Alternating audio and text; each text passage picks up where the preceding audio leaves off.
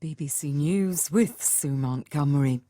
The head of the African Union has congratulated the winner of Nigeria's presidential elections, Bola Tinubu, as his defeated rivals challenge the result. A court has given the second and third placed candidates, Atiku Abubakar and Peter Obi, permission to access materials held by Nigeria's Electoral Commission, allowing them to prepare a possible legal challenge. Our Africa regional editor Will Ross reports. Any legal challenge is likely to allege that Nigeria's electoral body broke the law during the vote count. Officials at more than 170,000 polling stations were supposed to have quickly uploaded scanned copies of the results. The new electronic system was meant to make the whole process more transparent, but the tortoise-like pace at which the results were made public led to suspicions of foul play. Peter Obi, who was 12 percentage points behind the winner, has also suggested that in his strongholds there was a deliberate plan to make it hard for people to vote.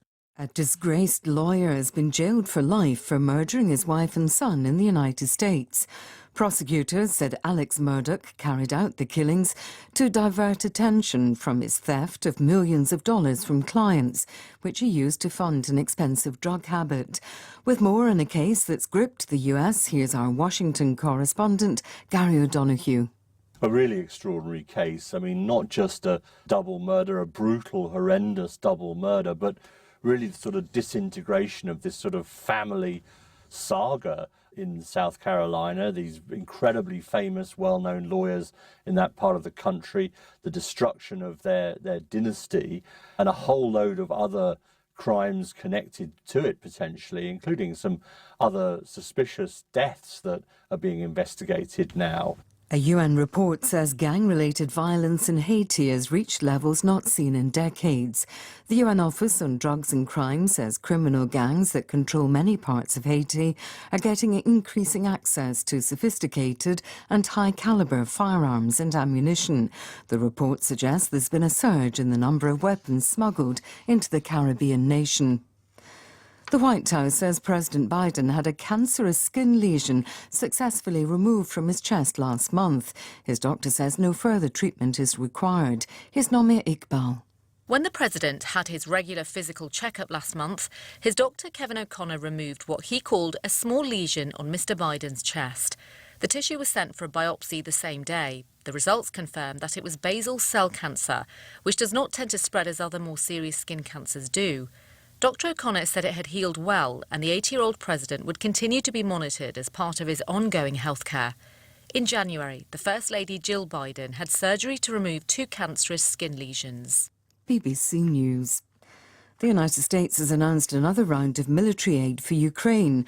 The latest package is worth $400 million and will supply more ammunition and equipment, including bridge-laying vehicles. The White House made the announcement as the German Chancellor Olaf Scholz met President Biden in Washington. Mr. Biden thanked the German leader for what he called his profound support on Ukraine. And I want to thank you, Olaf, for your strong and steady leadership. I mean that sincerely. It's made a world of difference. And together, we made good on our promise. You stepped up to provide critical military support. And, you know, I would argue that beyond your military support, the moral support you gave to the Ukrainians has been profound. The Colombian government has demanded the release of more than 80 hostages who are being held by community leaders following deadly clashes near an oil field in the south of the country. The Interior Minister said negotiations would only start after the hostages were freed. Most are police officers who were deployed to try to lift roadblocks set up by local leaders 3 weeks ago. The Roman Catholic Church in Portugal has asked victims of child sex abuse for forgiveness after an independent inquiry made clear the extent of the offences. Bishops have promised concrete measures in response to a report which found that nearly 5,000 children had been abused by clergy since 1950. Researchers say they believe they have found the earliest evidence of horse riding by humans, dating back some 5,000 years. The findings are based on analysis of human skeletal remains found in Bulgaria, Hungary and Romania. Equipment used by early riders is rarely preserved, but changes to the human skeleton caused by riding, like degeneration of the vertebrae, provide more reliable information. BBC News.